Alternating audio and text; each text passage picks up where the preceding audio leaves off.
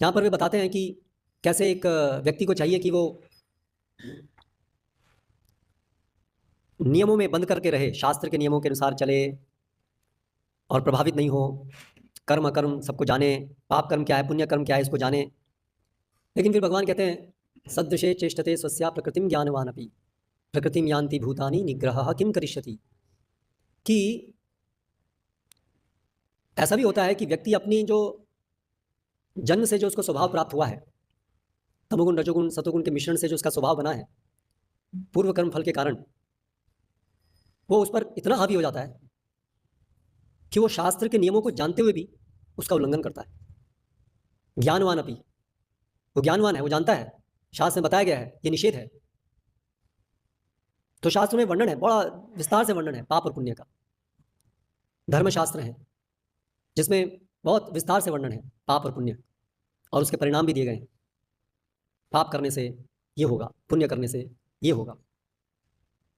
हेतु ये है कि व्यक्ति अपने विवेक का उपयोग करके जब ऐसे वचनों को सुनता है शास्त्र के कि ये पाप है, ये पुण्य है, पाप करने से ये होगा, तो संभव है उसके लिए गलत पथ को छोड़ दे या गलत पथ पर नहीं आए।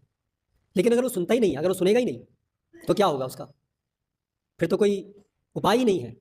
वो जो उसको स्वभाव से रजोगुण और तमोगुण मिले हैं, वो उसमें प्रभावित हो ही जाएगा, उसको रोकने वाला कोई नहीं होगा। लेकिन फिर भी ऐसा बताया गया है कि ऐसा भी संभव है कि जानते हुए भी व्यक्ति जो स्वभाव से प्राप्त ये रजोगुण तमोगुण है, वो बड़े भयानक वेग की तरह होते हैं और उसमें वो बह जाता है। तो निग्रह किम करिष्यति, निग्रह मतलब शास्त्र के नियम, विधि विधान, ये करना है, ये नहीं करना है, किम करिष्यति, वो भी उसके सामने असहाय हो जाते हैं। यानी वो व्यक्ति उसका विधि निषेध का पालन तोड़ देता है।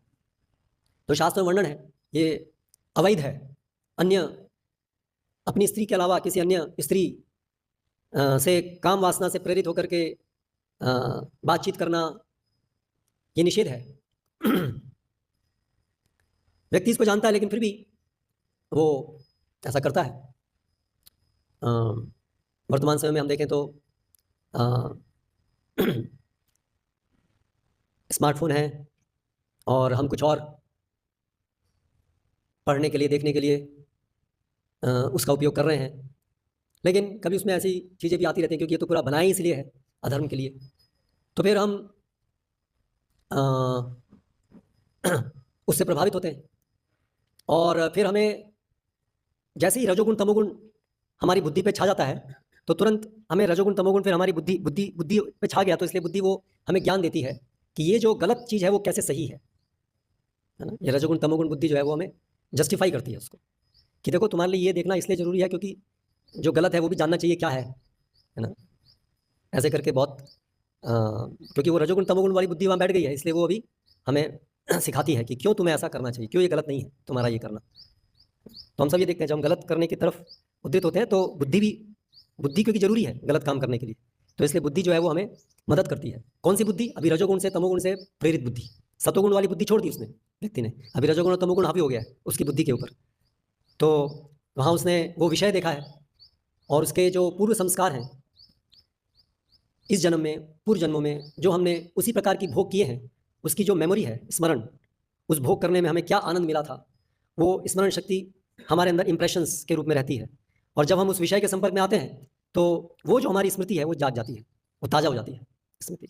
तो इस प्रकार से हमारी जो इंद्रियां हैं वो विषयों के संपर्क में आती हैं। तो यहाँ पर ये जो व्यक्ति गया है राजा पुरंजन, वो वन में गया है जहाँ पर ये 5 इंद्रियों के विषय हैं, है ना, गंध रूप रस इत्यादि। तो ये संसार में हमेशा ये ऐसे 5 जो इंद्रियों के विषय हैं हर जगह व्याप्त है, हर जगह है, संसार पूरा इन्हीं का ही बना है।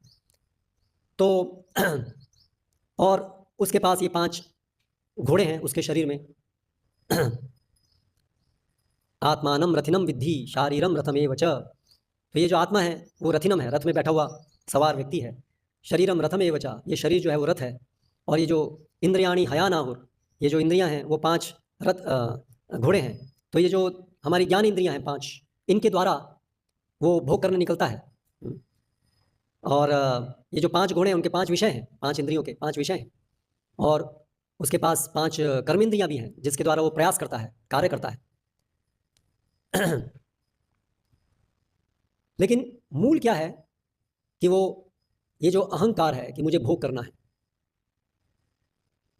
ये मूल है, इसने उसको प्रेरित किया है।